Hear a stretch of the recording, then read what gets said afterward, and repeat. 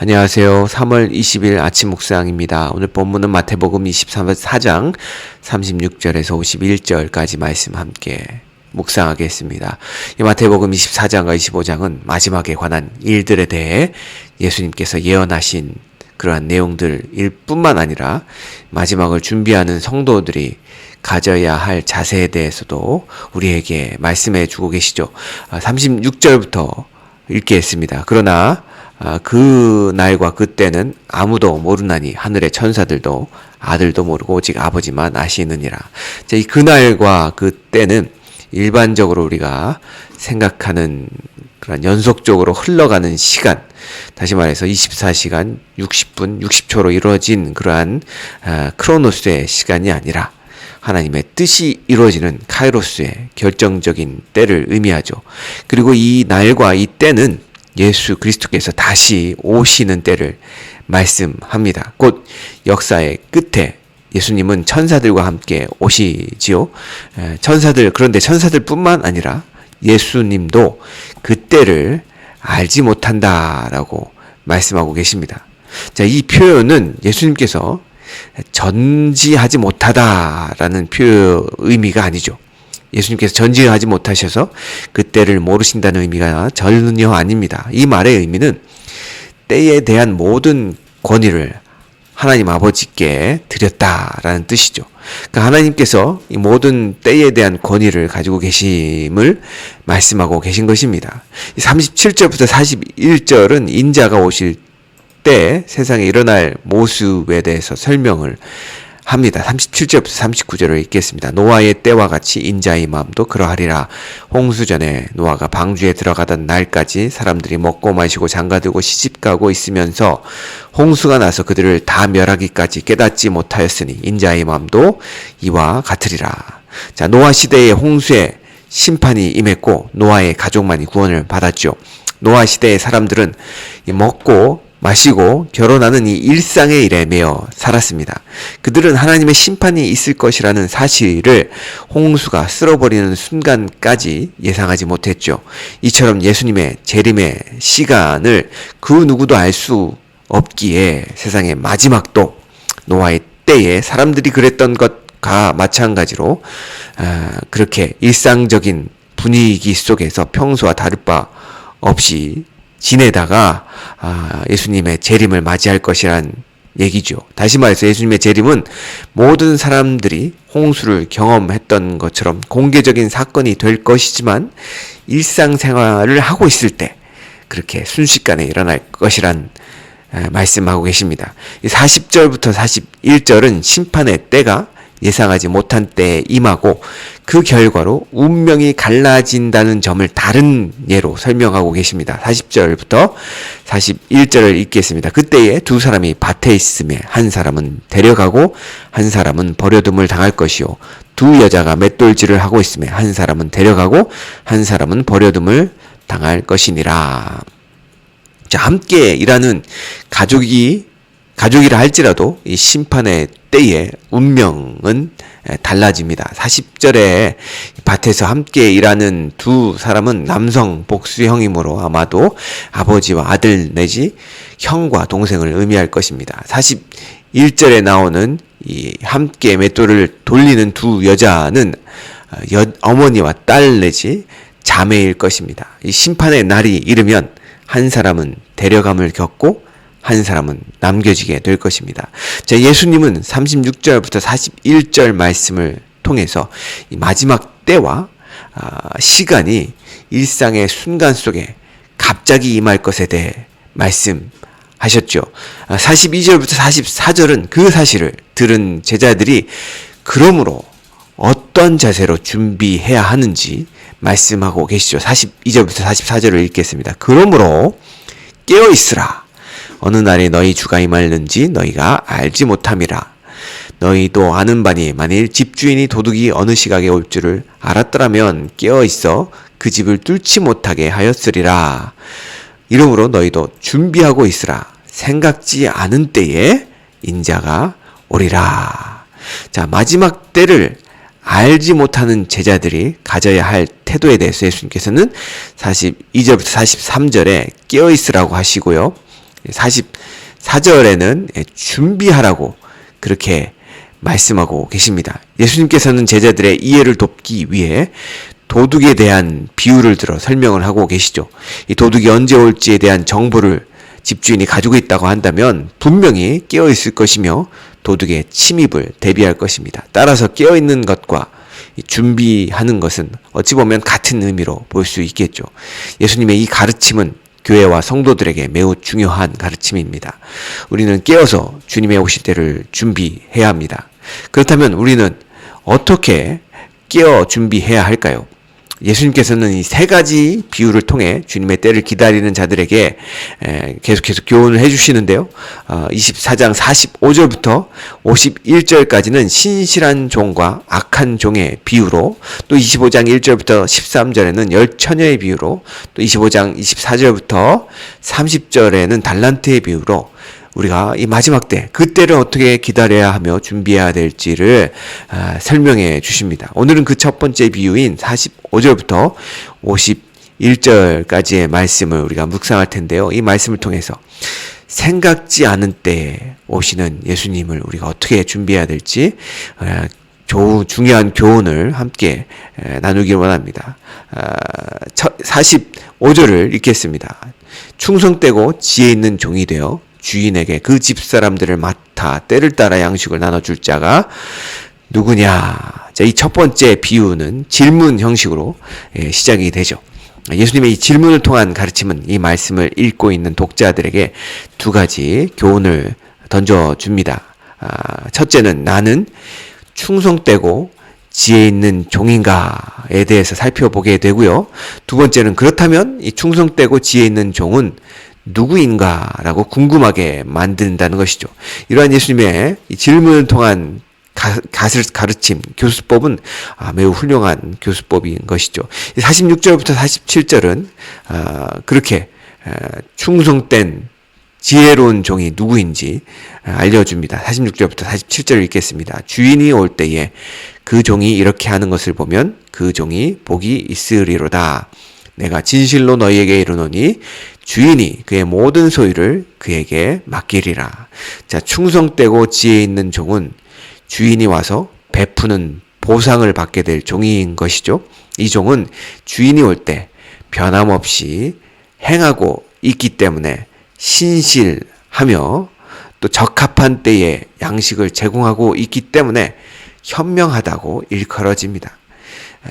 주인의 집, 곧 하나님의 집에 있는 사람들을 섬기는 일을 하는 데 있어서 이 교회의 지도자가 일반적으로 가장 큰 책임을 맡은 것은 사실이지만 이 교회 지도자들에게만 본 비유를 제한할 필요는 없습니다. 연속되는 이 세 가지 비유에서 준비하라라는 가르침은 지도자들에게보다는 교회를 향해 주어졌다는 것이죠. 종은 신자들을 의미하고 집의 동료, 종들은 동료, 신자들을 의미합니다. 신실하고 현명한 사람들은 동료를 섬기는 사람들이죠. 음식을 나눠주는 장면에서 원래 음식을 주시는 분은 하나님이시지만 이 비유에서 나오는 주인은 종에게 이 일을 맡겼음을 알 수가 있습니다. 이 종이 적합한 때에 음식을 제공하는 것은 신자로서 동료를 위해 섬기는 것을 의미합니다. 그리고 그렇게 행하는 것을 주인이 와서 본다면 그 주인은 참으로 복되다라는 것이죠. 마찬가지로 우리가 우리 교회 속에서 함께 신앙생활하는 동료 성도들을 섬기고 돌본다면 그것은 헛된 일이 되지 않는다는 것이죠. 왜냐하면 주님께서 그 모습을 보고 계시며 그렇게 행하는 자들을 향해서 복되다고 말씀하시기 때문입니다. 48절부터 51절은 복받지 못하는 종의 모습이 기록되어 있죠. 48절부터 51절을 읽겠습니다. 만일 그 악한 종이 마음에 생각하기를 주인이 더디 오리라 하여 동료들을 때리며 술 친구들과 더불어 먹고 마시게 되면 생각하지 않은 날 알지 못하는 시각에 그 종의 주인이 이르러 엄히 때리고 외식하는 자가 받는 벌에 처하리니 그들이 거기서 슬피 울며 이를 갈리라. 자, 악한 종은 주인이 오려면 오래 걸릴 것이라고 생각을 해서 자신의 동료 종들을 때리고 술 친구들과 먹고 마시며 지냅니다. 48절에 이 더디 오다라는 이 단어의 헬라어 단어 크로니조는 이 시간이 걸리다라는 의미뿐만 아니라 오지 않는다라는 뜻도 포함됩니다. 다시 말해서 약한 종은 주인이 안 올 것처럼 그렇게 해이해진 마음 상태로 지냈음을 알려주고 있다는 것이죠. 그런데 우리가 악한 종이 생각지 않은 날, 알지 못하는 시각에 주인이 이르게 되는 것을 보게 되죠. 전체적인 맥락을 통해 우리가 깨닫는 것은 이 주인은 예상하지 못한 때보다 더 일찍 온 것으로 그렇게 보통은 여겨집니다. 주인이 그렇게 일찍 이르러서 악한 종이 동료들에게 형편없이 행하는 것을 보면 어떻게 하죠? 그 종을 엄단하죠. 51절에는 그 악한 종을 그렇게 엄단하는 장면이 나오죠. 그런데 그 악한 종을 묘사하는 한 단어가 기록되어 있습니다. 그것은 바로 외식하는 자입니다. 우리는 지난 23장에 예수님께서 바리새인들과 서기관들을 향해 이 외식하는 자로 부르시면서 그들을 향한 심판의 메시지를 전하시는 것을 보았죠. 23장에 이 사용된 외식, 위선의 모습은 세 가지였습니다. 첫째는 다른 사람들에게 잘 보이려고 속과 다르게 겉모습을 보이는 것을 의미했고요. 둘째는 하나님을 잘 섬긴다고 착각하고는 다른 사람들을 가르쳐서 파멸에 이르게 만드는 자기를 속이는 자기 기만의 모습이었고요. 셋째는 가르치기만 하고 도무지 행하지 않는 그러한 태도의 모습이었습니다. 51절에 나오는 이 위선의 모습은 어떤 모습일까요? 그것은 이 세 번째에 해당하는 모습입니다. 이 악한 종은 48절과 49절에 이 마음에 생각하기를 주인이 더디 오리라 하며 주인이 맡겨진 일들을 온전히 행하지 않는 모습을 형편없이 행하는 모습을 우리가 보게 됩니다. 다시 말해서 말로는 주인이 나에게 이런 일을 맡겨 주었으니 나는 이런 사람이야 하며 한껏 목에 힘을 주고 다녔을지 모르겠지만 실제로는 주인이 맡겨진 일을 전혀 하지 않는 위선자였다는 것이죠. 위선자들이 던져지는 곳은 어디였을까요? 다른 복음서에 보면 바깥 어두운 곳이라고 표현하고 있습니다. 다시 말해서 지옥을 의미하죠. 종은 거기서 어떻게 하게 됩니까? 슬피 울며 이를 갈게 될 것입니다. 사랑하는 성도 여러분, 책임 맡은 종들이 책임을 수행해야 하는 시기는 주인의 부재 기간이죠. 이 부재 기간이므로 이 기간은 교회가 예수님의 명령을 받은 이후부터 예수님의 재림 때까지를 의미합니다. 예수님은 지금 하나님 우편에 계시죠. 그리고 성령께서 우리와 함께 계십니다. 이 예수님이 하나님 우편에 계신 이 부재 기간, 이 기간에 우리는 성령님의 역사 속에서 성령 예수 그리스도께서 우리에게 맡겨주신 일들을 행해야 되는 때라는 것이죠. 하나님은 하나님의 형상으로 인간을 창조하실 때 그들이 청지기 역할을 하도록 의도하셨고, 우리가 이 기간에 그리스도인들은 예수님을 통해 참된 이 회복된 청지기의 삶을 살도록 우리를 부르셨다는 것입니다. 하나님이 최후 심판에서 잘했다 칭찬하시고 보상하시거나 혹은 벌하시는 기준이 오늘 말씀을 통해서 무엇인가요? 그것은 청지기로서 맡겨진 일을 얼마나 잘 감당했는가입니다. 하나님께서 우리를 부르신 이 청지기적 삶에서 핵심은 교회 공동체 속에서 우리의 형제 자매들을 얼마나 책임있게 돌보고 섬겼는가입니다. 뿐만 아니라 교회 공동체뿐만 아니라 하나님께서 우리에게 주신 그러한 자들을 얼마나 잘 돌보고 섬겼는가, 그들에게 우리가 얼마나 복음을 전하고 또 그들을 예수 그리스도께로 인도했는가, 그러한 모습을 예수님께서 보고 계시다는 것이죠. 그리고 우리가 형제 자매들을 또 우리가에게 맡겨진 영혼들을 잘 돌보기 위해서 필수적인 것이 무엇일까요? 그것은 바로 예수님의 마음입니다. 바로 긍휼히 여기시는 무리들을 향해서 불쌍히 여기시는 그 긍휼과 컴패션의 마음, 그 마음이 우리에게 필요하다는 것이죠. 사랑하는 성도 여러분, 하나님께서는 우리 각자를 지금의 삶의 자리로 부르셨습니다. 그리고 우리에게 그 삶의 자리에서 맡겨주신 영혼들이 있다는 것이죠. 그 영혼들을 주님께서는 돌보시기 원하십니다. 그것이 우리의 소명인 것이죠. 사실 소명은 거창한 것이 아닙니다.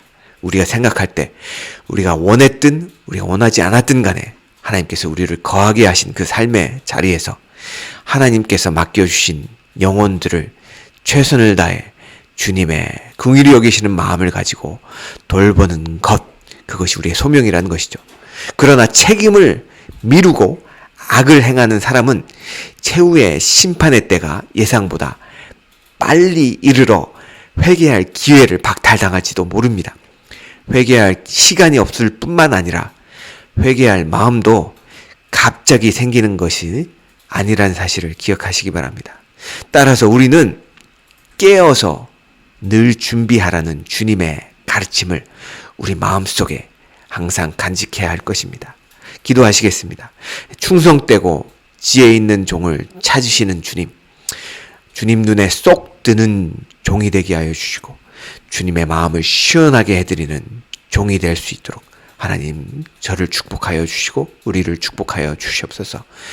우리가 먹고 마시며 우리의 욕구를 채우는데 우리의 시간과 우리의 물질을 허비했던 삶에서 우리를 돌이켜 주님의 부르심, 주님이 맡겨주신 그 영혼들을 말씀으로, 기도로, 섬김으로 살찌게 하는데 헌신하는 그러한 주님이 기뻐하시는 충성된 종이 되게 하여 주시옵소서. 그렇게 행하실 주님을 바라보며 예수님의 이름으로 기도하였습니다. 아멘.